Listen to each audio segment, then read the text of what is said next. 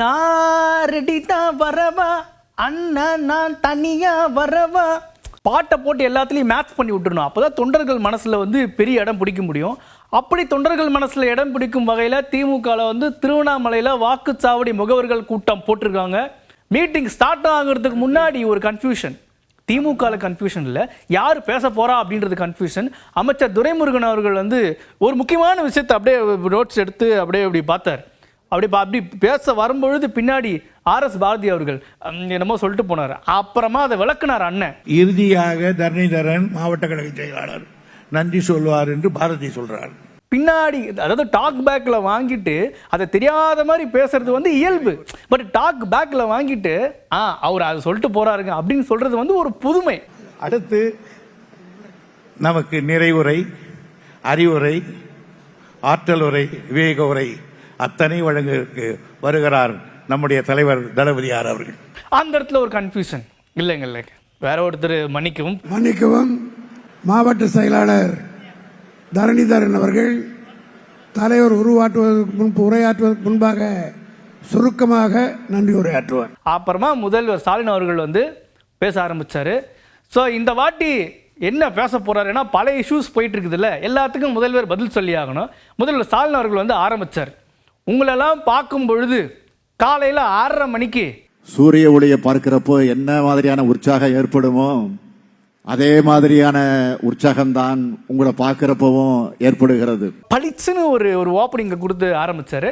அப்படியே ஆரம்பிச்சு நம்மெல்லாம் இங்கே எதுக்கு வந்திருக்கோம், ஏதோ மீட்டிங்கை போட்டுட்டோம், எல்லாரும் கூப்பிட்டாங்க, மாவட்ட செயலர்கள்லாம் கூப்பிட்டாங்க, வந்து உக்காந்துட்டோன்னு இல்லாமல் ஒவ்வொரு நாளும் 10 வீட்டுக்கு போங்க, 10 வீட்டுக்கு போய் பேசுங்க. வீடு தட்டி, ஹலோ மிஸ்டர் சுப்பிரமணியம் வீட்டில் இருக்கீங்களா, நான் தான் டிஎம்கேவோட முக்கிய பொறுப்பாளர் வந்திருக்கேன். ஒரு சிலர் மகிழ்ச்சியோடு வரவேற்பாங்க, ஒரு சில இடத்துல வரவேற்பு இருக்காது. அதை பற்றி கவலைப்படாதீர்கள், கோவப்படாதீங்க, வருத்தப்படாதீங்க. அன்னைக்கு ஷெட்யூலை விட்டுருங்க. ஒரு வாரம் கழிச்சு அவரை மார்க்கெட்டில் எங்கேயாச்சும் பார்த்து அண்ணா உங்கள் வீட்டுக்கு வரா மாதிரி வரேன், ஏதாச்சும் பாசிட்டிவாக பேசுங்கன்னு போய் பாசிட்டிவாக எல்லாரும் ஃபேமிலிக்கிட்டையும் பேசுங்க. தொடர்ந்து போங்க, திரும்ப திரும்ப போங்க, நம்மளோட சாதனைகள் எடுத்து சொல்லி புரிய வையுங்க. அது மட்டும் இல்லாம எதிர்கட்சியா அப்படி போட்டு இப்படி வாங்கினாதான் கொஞ்சம் மீட்டிங்கு கலகலப்பா இருக்கும். அதானுங்க வந்து அரசியலோட பாரம்பரியம். இபிஎஸ் அவர்களுக்கு முதல்வர் பதில் சொல்லியிருக்காரு. அதற்கு முன்பாக இபிஎஸ் அவர்கள் சேலம்ல ஒன்று பேசியிருந்தார். நீங்க ஆட்சிக்கு வந்து ஒரு திட்டத்தை நிறைவேற்றல, அண்ணா திமுக ஆட்சியில போடப்பட்ட திட்டம் முடிவுற்ற பணியை திறந்து வச்சுட்டு இருக்கிறீங்க. இப்ப கூட ஸ்மார்ட் சிட்டியில ஸ்டாலின் வந்து நாம கட்டின அந்த பஸ் ஸ்டாண்ட ரிப்பன் வெட்டி அப்பா பேர் வச்சுட்டு போயிட்டார். அப்புறம் அவங்க ரிப்பன் கட் பண்ணிட்டு இருக்காங்க. எல்லாமே நாங்க எடுத்துட்டு வந்து இபிஎஸ் அவர்கள் சொல்லியிருந்தார். அதுக்கு தான் முதல்வர் ஸ்டாலின் அவர்கள் வந்து பிளான் போட்டு போயிட்டாங்களாம், கட்டி முடிச்சு வச்சிருந்தாங்களாம். நம்ம போய் ரிப்பன் எடுத்து போய் கட் பண்ணிட்டு வந்துட்டோமா. யாரு பொய்ச்சாமி, மன்னிக்கணும், பழனிசாமி பேசுகிறாரு. மிஸ்டர் பழனிசாமி, அன்போடு கேட்கிறேன், பணிவோடு கேட்கிறேன், அடக்கத்தோட கேட்கிறேன், நாங்க எவ்வளவு திட்டம் எடுத்துட்டு வந்திருக்கோம்னு சொல்லிட்டு ஒரு பெரிய லிஸ்ட் ஒன்று போட்டார். மகளிருக்கு 1000 ரூபாய் கொடுக்கிறோமே, அது என்ன நீங்க போட்ட திட்டமா? மாண்புமிகு எதிர்க்கட்சி தலைவர் பழனிசாமி அவர்களை நான் அன்போடு கேட்கிறேன், பணிவோடு கேட்கிறேன். விடியல் பயணம், இலவச பஸ் பேருந்து பெண்களுக்காக திட்டத்தை நிறைவேற்றிட்டு இருக்கிறோமே, அது நீங்க போட்ட திட்டமா? காலை சிற்றுண்டி திட்டம் யார் போட்ட திட்டம்? அண்ட் இந்த திமுக நாங்க எடுத்துட்டு வந்த திட்டத்தை லிஸ்ட் போட்டோம்னா இந்த 2.5 ஆண்டு காலத்துல செஞ்சிருக்கக்கூடிய சாதனைகளை நான் இப்ப சொல்ல ஆரம்பிச்சா தனியா அதுக்கு 2 மணி நேரம் வேணும் எனக்கு. அதனால நாங்க என்ன பண்ணிருக்கோம்ன்றது தெரிஞ்சுக்கோங்க. தெரியலையா கை தட்டுவாங்க, அதை வச்சு தெரிஞ்சுக்கோங்க அப்படின்னு முதல்வர் ஸ்டாலின் பேசியிருக்காரு. இன்னைக்கு முட்டை தான் பெரிய பேசும் பொருளா இருக்கு. கோழி முட்டைன்னு கிண்டல் பண்ண கூடாது, முட்டைக்கு மேல முட்டையை வச்சா 8,000 கோவாளு கவிஞர்கள்லாம் அப்போ எழுதிட்டாங்க. அது அரசியலில் வந்து ப்ராப்பர்ட்டிஸ் ரொம்ப முக்கியங்க. அமைச்சர் உதயநிதி ஸ்டாலின் அவர்கள் வந்து ஒரு மீட்டிங் ஒன்று போட்டிருந்தார். என்ன மீட்டிங் அப்படின்னா நீட்டு விளக்கு. அதுக்கு நீங்கள் என்ன பண்ணுங்க, எல்லாரும் வந்து ஒரு போஸ்ட் கார்டு ஒன்று வாங்கிக்கோங்க. போஸ்ட் கார்டு வாங்கி அதில் ரெவன்யூ ஸ்டாம்பை ஒட்டுவீங்களோ ஒட்ட மாட்டீங்களோ இல்லை, உங்கள் பேர் அட்ரஸ் பின்கோடெலாம் எழுதிட்டு நீட்டு வேணாம் அப்படின்னு சொல்லிட்டு உங்களுடைய கையெழுத்து, பொண்ணான கையெழுத்து அதில் போட்டு அதை டபாவில் போட்டிங்கன்னு வைங்க, அப்படியே எடுத்துகிட்டு போயிட்டு அடுத்த வாரம் தான் நீட்டு விளக்கு கொடுத்துருவாங்க அப்படின்ற நம்பிக்கையில் அதை ஸ்டார்ட் பண்ணி வச்சுருக்காங்க. அண்டு அமைச்சர் உதயநிதி ஸ்டாலின் அவர்கள் வந்து போன சட்டமன்ற எலெக்ஷனில் செங்கலை வச்சு வின் பண்ணிட்டார். இந்த வாட்டி முட்டையை எடுத்து என்ன பண்ணியிருக்காரு, அது நாட்டுக்கோழி முட்டையா, லகான் கோழி முட்டையா அல்லது வாத்து முட்டையான்னு சொன்னால் அது யூஸ்வல், அது வந்து ஹெல்த் அண்ட் ஹைஜீன் பக்கம் போயிடும். இப்போ என்ன சொல்லியிருக்காரு, பிஜி நீட் தேர்வுல எத்தனை பர்சன்டேஜ் எடுக்கணும்னு தெரியுமா? இதுதான், முட்டை எடுத்தா போதும் டாக்டர் ஆயிடலாம். அது செங்கல் காட்டும்போது நல்லா பார்வையாக இருந்தது. முட்டை ஒரு சின்ன ப்ராப்பர்ட்டி, லைட்டில் வேற கிளார் அடிக்குது, அந்த மாதிரி இருக்கிறதுனால உடனே வச்சுட்டார் கீழே. ஃபஸ்ட்டெல்லாம் அப்படி வச்சுட்டே இருப்பார்ல, அந்த எய்ம்ஸை போட்டு வச்சுட்டே இருப்பார்ல, இப்போ தான் வச்சுட்டாரு. எங்களுக்கு நீட்டு விலக்கு வேணும், அதுக்கு தான் நாங்கள் அந்த கையெழுத்து இயக்கம்லாம் தொடங்கி நாங்கள் அப்படியே ட்ராவல் பண்ணி போயிட்டு இருக்கோம் அப்படின்னு ஒரு புதிய கெட்டப்பில் வந்து அதை பேசியிருக்காரு. பாஜக தலைவர் அண்ணாமலை அவர்கள் நீட்டு பற்றி ஒரு சில விஷயங்கள்லாம் பேசியிருக்காரு. அதாவது இப்போ என்னவோ புதுசாக அமைச்சர் உதயநிதி ஸ்டாலின் அவர்கள் வந்து முட்டையெல்லாம் காட்டுறாரு. உதயநிதி ஸ்டாலினுக்கு இமேஜ் மேக் ஓவர் வேணும். நீட்டுக்கான ரகசியம் முட்டையானே, நீட்டுக்கான ரகசியம் முட்டையா? ஆம்லெட் தான் போட முடியும்னு சைடில் ஒரு வாய்ஸு, இந்த பக்கம் முட்டையை வச்சு ஒன்றும் பண்ண முடியாதுன்னு அந்த பக்கம் ஒரு லாப்ஸு, பின்னாடி கொஞ்சம் கிளாப்ஸு. முதல்ல உதயநிதி ஸ்டாலின் சொல்லிட்டு முட்டை முதல்ல வந்துச்சா கோழி முதல்ல வந்துச்சா? ஏங்க முட்டை முதல்ல வந்துச்சா கோழி முதல்ல வந்துச்சா? அது சொல்லிட்டு அப்புறம் நீட் ரகசியத்தை அப்புறம் சொல்லட்டும். அண்டு என்னென்னா இன்னைக்கு வந்து அண்ணன் லீவ், இன்னைக்கு ஒரு ஃபங்க்ஷன்றதுனால அண்ணன் லீவில் இருக்கார். அண்ட் லீவுக்கு முன்னாடி ஒரு சில சம்பவங்கள் நடந்துச்சு. நல்லா அந்த கொடி கம்பம் வைக்கிறது, திடுதுப்புன்னு பார்த்தா பாஜக கொடி கம்பத்தை வந்து கொத்தோடு அப்படியே பிடிக்கிட்டாங்க. அண்ணன் டென்ஷனாக என்ன பண்ணியிருக்காரு, ஒரு கம்பம் தானே நீங்கள் வந்து அங்கேருந்து எடுத்தீங்க, நாங்கள் பாருங்கள் ஃபுல்லாக 10,000 கம்பம் வைக்க போகிறோம். அதனால் திமுகவை பொறுத்தவரை இந்த கொடிக்கம்ப இஷ்யூவை பொறுத்த வரைக்கும் ஒரு சீப்பை ஒழிச்சு வச்சுட்டா கல்யாணம் நின்றுன்னு நினைக்கிறாங்க. ஒரு கொடிக்கம்பத்தை பிடுங்கிட்டா கல்யாணம் நின்றுமானா? கல்யாணம் நடக்கத்தான் போகுது. அதனால் திமுக வந்து எத்தனையோ நம்ம தொண்டர்கள்ட்ட கொடிக்கம்ப வைங்கப்பான்னு நான் சொன்னால் கூட மெதுவாக வச்சுக்கிட்டு இருந்தாங்க. இன்னைக்கு திமுகனால அது வேகமாயிருச்சு. ஒரு மாநில தலைவராக எனக்கு அது சந்தோஷங்கண்ணா. அதிமுகலேருந்து முன்னாள் சுகாதாரத்துறை அமைச்சர் விஜயபாஸ்கர் அவர்கள் பேசியிருக்காரு. எதுக்கு சுகாதாரத்துறை அமைச்சர் இப்போ மென்ஷன் பண்ண வேண்டியது இருக்குது அப்படின்னா, விஜயபாஸ்கர் அவர்கள் நீட்டை பற்றி பேசியிருக்காரு. திமுக வந்த உடனே என்ன சொன்னாங்க, நாங்கள் வந்த உடனே ஒரே கையெழுத்தில் நாங்கள் நீட்டை ஒழிப்போம்னு சொன்னாங்க. இன்னைக்கு 29 மாதங்களுக்கு பிறகு இப்போ நாடாளுமன்ற தேர்தல் வர்ற காரணத்தினால, நாடாளுமன்ற தேர்தல் வர்றதுனால மக்களை சந்திக்கணும். இப்போ மக்களை சந்திக்கிறப்ப மக்கள் கேள்வி கேட்பாங்க. நீங்கள் நீட்டை ஒழிக்கிறேன்னு சொன்னீங்களே, வாக்குகள் கேட்கின்றப்ப மக்கள் திருப்பி கேட்பாங்க. அதற்கு பதில் சொல்வதற்காக இன்றைக்கு ஒரு அரசியல் நாடகத்தை, ஒரு அரசியல் ஆதாயத்திற்காக ஒரு விஷயத்தை, இது ஒரு டிராமா மாதிரி எங்களுக்கு தெரியுது அப்படின்னு விஜயபாஸ்கர் அவர்கள் சொல்கிறாரு.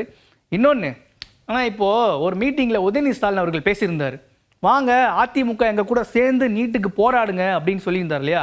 அதுக்கு அண்ணன் ரிப்ளை ஒன்று கொடுத்துருக்கார். திராவிட முன்னேற்ற கழகம் எடுத்துக்கொண்டிருக்கக்கூடிய இந்த நாடக நடவடிக்கைகளில், இந்த ஓரங்க நாடகத்தில் அதிமுக எப்படி பங்கேற்க முடியும்? முன்னாள் மத்திய சுகாதாரத்துறை அமைச்சர் அன்புமணி ராமதாஸ் அவர்கள் நீட்டு பற்றி பேசியிருக்காரு. இப்போது அந்த போஸ்டிங்கை சொல்ல வேண்டியது இருக்குது. எல்லாரும் வந்து நீட்டு பற்றி பேசுகிறாங்கல்ல, முன்னாடி அவங்க என்ன போஸ்டிங்கில் இருந்தாங்க. இப்போ அண்ணன் வந்து முன்னாடி வந்து சுகாதாரத்துறை அமைச்சராக இருக்கும் பொழுது அப்போவே வந்து பயங்கரமாக ஃபைட் பண்ணியிருக்காரு. தேவையில்லை என்று நான் மத்திய சுகாதாரத்துறை அமைச்சராக இருந்த காலத்தில் இருந்தே நான் சொல்லி வருகின்றேன். அந்த நேரத்திலே எனக்கு அழுத்தங்கள் வந்தனர். அப்போவே எனக்கு பயங்கரமான அழுத்தம்லாம் வந்திருக்கு. அதுக்கெல்லாம் அசராம வேணாம், உறுதியாக இருந்த காரணத்தால் நான் இருந்த காலத்தில் அதை கொண்டு வர முடியவில்லை. அண்ட் டிஎம்கே ஆட்சிக்கு வர்றதுக்கு முன்னாடி என்ன சொல்லியிருக்கணும், நாங்கள் வந்து ட்ரை பண்ணுவோம். இப்போ அண்ணன் வந்து ஒரு முதலமைச்சர் கேண்டிடேட்டாக வர்றதுக்கு ட்ரை பண்ணுறாரு, அந்த மாதிரி நாங்கள் வந்து கொஞ்சம் ட்ரை பண்ணுவோம் அப்படின்னு தான் சொல்லியிருக்கணும். இன்னைக்கு நீங்கள் போராடலாம், கையெழுத்து இயக்கம் பண்ணலாம், முட்டையை காமிக்கலாம், எல்லாம் பண்ணலாம். ஆனால் அன்னைக்கு நீங்கள் உண்மையை சொல்லியிருக்கணும், நாங்கள் முயற்சி பண்ணுவோம்னு சொல்லியிருக்கணும். இதே நீட் தொடர்பாக ப. சிதம்பரம் அவர்கள் காங்கிரஸ் வந்து பேசியிருக்காரு. என்ன சொல்லியிருக்காரு அப்படின்னா, திமுக எடுத்துகிட்டு வந்த கையெழுத்து இயக்கம் கரெக்டு தானே, நீட் தேர்வு இல்லாமத்தானே இவ்வளவு புகழ்பெற்ற டாக்டர்கள் தமிழ்நாட்டில் வந்தாங்க. Doctor Guruswami Mudaliar, doctor Rangachari, doctor Lakshmanaswami Mudaliar, doctor Rangabashyam, இவர்கள்லாம் நீட் தேர்வு மூலமாக வந்தாங்க. நீட் தேர்வு தேவையில்லை என்பது என்னுடைய கருத்து. அதெல்லாம் விளக்கமாக சொல்ல வேண்டிய அவசியம் இல்லை, பல முறை சொல்லியிருக்கிறேன். அதுக்கு கையெழுத்து இயக்கம் வாங்குறது ஜனநாயக முறையில் கோரிக்கை வைக்கிறாங்க.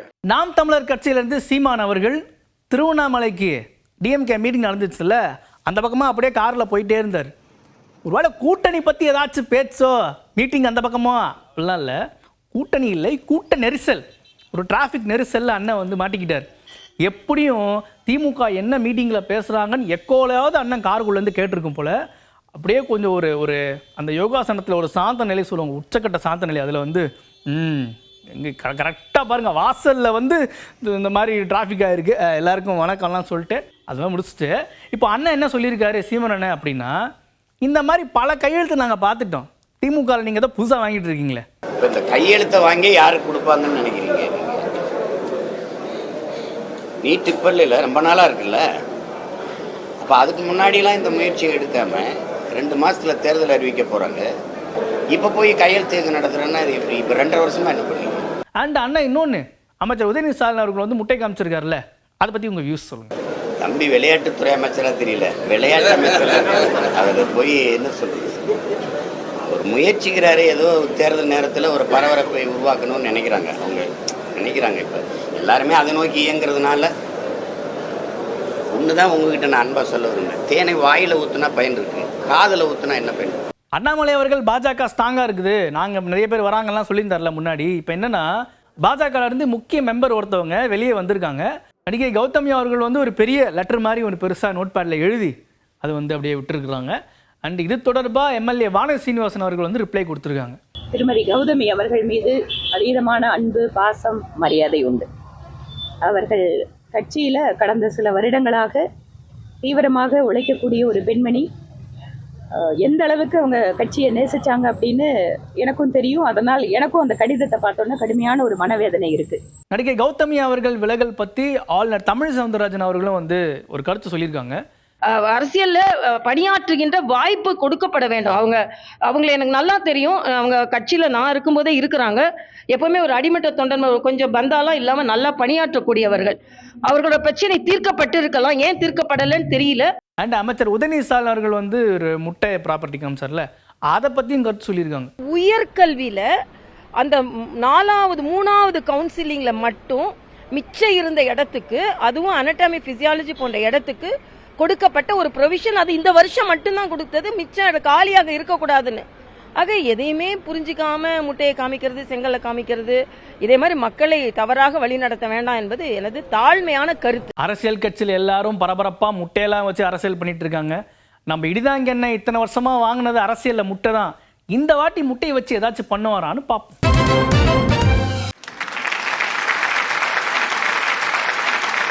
ஆனால் ஒன்றை மட்டும் கூறிக்கொள்ள ஆசைப்படுகின்றேன்.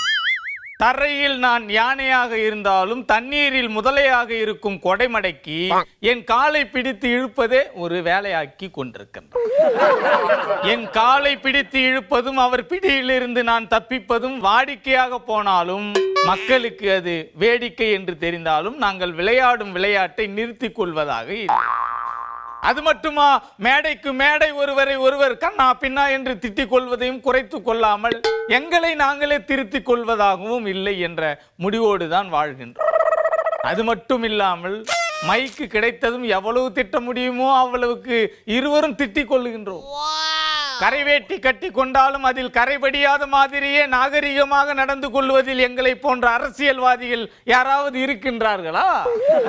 அப்படி மக்களை ஏமாற்றி நடித்து நல்ல பெயர் சம்பாதித்து வைத்துக் கொண்டிருக்கின்றோம்.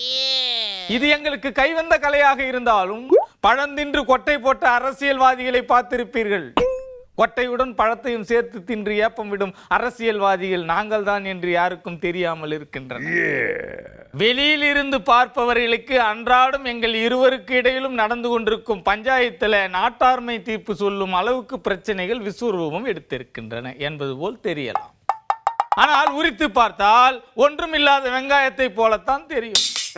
எப்படி லாப நஷ்ட கணக்கை பார்க்காமல் இஸ்ரேல் ஹமாஸ் என்ற இரு நாடுகளுக்கிடையே நடக்கும் சண்டையை நிறுத்தி கொள்ளாமல் நீ பெரியவனா நான் பெரியவனா என்று மோதி கொண்டிருப்பது போல் எங்கள் இருவருக்கும் சண்டை மேடைக்கு மேடை நடந்து கொண்டுதான் இருக்கின்றன.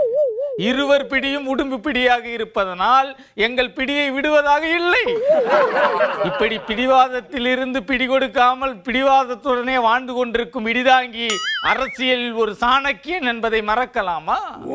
குறுக்கு புத்தியில் கொடைமடைக்கு பல திட்டங்கள் தீட்டினாலும் அந்த திட்டங்களை எல்லாம் என் சட்ட திட்டங்களுக்கு உட்பட்டதாக இருக்க வேண்டும் என்பதை கட்டமைத்து அந்த கட்டத்துக்குள் வட்டமடித்து கொண்டிருக்கும் வானம்பாடி என்பதை அடிக்கு ஒரு முறை நொடிக்கு பல முறை கொடைமடைக்கு யோசிக்காமலே என்னிடம் முட்டி மோதி கீழே விழுந்தாலும் மீசையில் மண் ஒட்டாத மாதிரியே நடந்து கொண்டிருப்பதை பார்த்து சிரிப்பதா சிந்திப்பதா தெரியாமல் நான் இருக்கிறேன். மீண்டும் மீண்டும் வலியுறுத்தி சொல்லுகிறேன், மலையிடம் மோதி தலையை சேதாரமாக்கி கொள்ள வேண்டாம் என்று எச்சரித்து விடைபெறுகின்றேன். நன்றி. We are back to cinema. சூர்யாவின் சனிக்கிழமை. சூர்யா படம் நினைச்சிங்களா? இல்லை, இது நானி அவர்களோட படம். ஸோ அந்த பிரம்மாண்ட டைட்டிலில் வந்து டீம் ரிலீஸ் பண்ணியிருக்காங்க. ஒரு பேன் இண்டியா படமாக இருக்க போகுது அப்படின்னு. தெலுங்குல வேறு மாதிரி ஒரு டைட்டில், தமிழில் வந்து சூர்யாவின் சனிக்கிழமை அப்படின்னு வச்சுருக்காங்க. நல்ல திங்கி. ரப்பர் பந்து அப்படின்ற படத்தோடைய ஒரு அப்டேட் விட்டுருக்காங்க. அட்டகத்தி தினேஷ் அண்ட் ஹரிஷ் கல்யாண் இந்த படத்தில் இருக்காங்க அப்படின்ற ஒரு போஸ்டரு.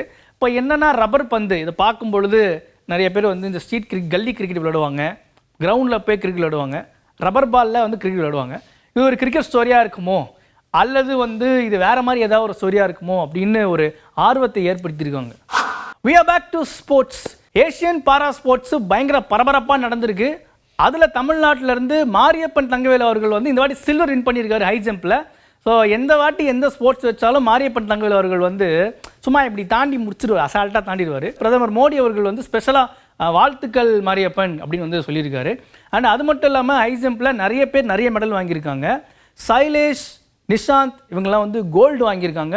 அண்ட் ராம்பாலா அப்படின்ற பிளேயர் வந்து பிரான்ஸ் வின் பண்ணியிருக்காரு. ஐசிசி வேர்ல்டு கப் பரபரப்பாக போயிட்டு இருக்குது. சென்னை சேப்பாக்கம்ல எந்த மேட்ச் யார் போட்டாலும் சரி நாங்கள் கண்டிப்பாக வந்து பார்ப்போம். எங்களுக்கு ஆஃபீஸ் முக்கியம் கிடையாது, எதுவும் முக்கியம் கிடையாது, லீவ் போட்டு வந்து மேட்ச் பார்ப்போம் அப்படின்ற மாதிரி சென்னை மக்கள்லாம் அவ்வளோ ஃபீவராக இருக்காங்க. வேர்ல்டு கப்புக்காக வந்திருக்கோம். நான் சென்னைக்கு டிக்கெட் கிடைக்கல, இது டிக்கெட் கிடைச்சிக்க வந்திருக்கோம். அதுவும் சென்னையில் நடக்குதுன்னு சொல்லிட்டு வந்திருக்கோம் சேப்பாக்கு. இந்த வாட்டி என்னன்னா வந்து பாகிஸ்தான் வர்சஸ் ஆப்கானிஸ்தான் மேட்ச் பார்க்கறதுக்கு வெளியூர்லேருந்து நிறைய பேர் வந்திருக்காங்க, வெளிநாட்டில் நிறைய பேர் வந்திருக்காங்க. சென்னை மக்கள் நிறைய பேர் போய் மேட்ச் பார்த்துருக்காங்க. சென்னை மக்கள் இங்கே வர எந்த டீமாக இருந்தாலும் அவங்க பர்ஃபார்மன்ஸை பற்றி பார்த்து அப்ரிஷியேட் பண்ணுறதுக்காக தான் நாங்கள் இங்கே வந்திருக்கோம். என்ன இருந்தாலும் சென்னை மக்கள் வந்து ஒரு வித்தியாசம் தான். ஸ்போர்ட்ஸாக பார்க்குறோம் பாஸ் அப்படின்றத சொல்லாமல் சொல்லிட்டாங்க. ஸோ இன்னைக்கு கிச்சன் கேபினெட் பார்த்து என்ஜாய் பண்ணியிருப்பீங்க அப்படின்னு நம்புறோம். நாளைக்கு இதே மாதிரி இன்ட்ரெஸ்டிங்கான விஷயத்தோட உங்களை வந்து சந்திக்கிறோம். இந்த நிகழ்ச்சி விடைபெறுவது நான் உங்களுடைய சிவா.